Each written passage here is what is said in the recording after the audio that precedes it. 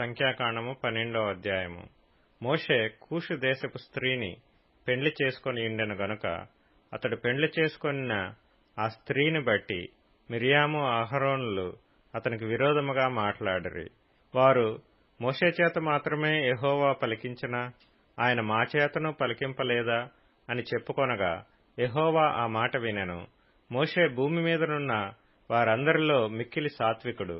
యెహోవా, మీరు ముగ్గురు ప్రత్యక్షపు గుడారమునకు రండని హఠాత్తుగా మోషే అహరోనును మిరియాములకు ఆజ్ఞనిచ్చెను.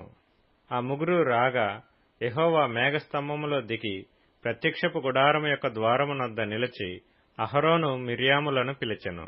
వారిద్దరూ రాగా ఆయన, నా మాటలు వినుడి, మీలో ప్రవక్త యుండిన ఎడల యెహోవానగు నేను దర్శనమిచ్చి అతడు నన్ను తెలుసుకొనున్నట్లు కలలో అతనితో మాట్లాడుదును. నా సేవకుడైన మోషే అట్టివాడు కాడు. అతడు నా ఇల్లంతటిలో నమ్మకమైనవాడు. నేను గూఢభావములతో కాదు, దర్శనమిచ్చి ముఖాముఖిగా అతనితో మాట్లాడుదును. అతడు యెహోవా స్వరూపమును నిదానించి చూచును. కాబట్టి నా సేవకుడైన మోషేకు విరోధముగా మాట్లాడుటకు మీరేల భయపడలేదనెను. యెహోవా కోపము వారి మీద రగులు కొనగా ఆయన వెళ్లిపోయెను. మేఘమును ఆ ప్రత్యక్షపు గుడారం మీద నుండి ఎత్తబడెను. అప్పుడు మిరియాము హిమము వంటి తెల్లని కుష్టు గలదాయెను. అహరోను మిరియాము వైపు చూచినప్పుడు ఆమె కుష్టు గలదిగా కనబడెను.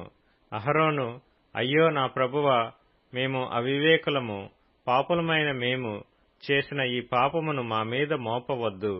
తన తల్లి గర్భములో నుండి పుట్టినప్పటికే సగము మాంసము క్షీణించిన శిశు శవము వలె ఆమెను ఉండనీయకుమని మోషేతో చెప్పగా, మోషే ఎలుగెత్తి, దేవా, దయచేసి ఈమెను బాగుచేయమని యెహోవాకు మొర్రపెట్టెను.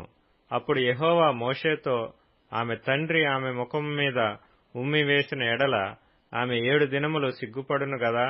ఆమె పాళెము వెలుపల 7 దినములు ప్రత్యేకముగా ఉండవలెను. తరువాత ఆమెను చేర్చుకొనవలెను. కాబట్టి మిరియాము 7 దినములు పాళెము వెలుపలనే గడిపెను. మిరియాము మరలా చేర్చబడు వరకు జనులు ముందుకు సాగరైరి. తరువాత జనులు హజేరోతు నుండి సాగి పారాను అరణ్యములో దిగిరి.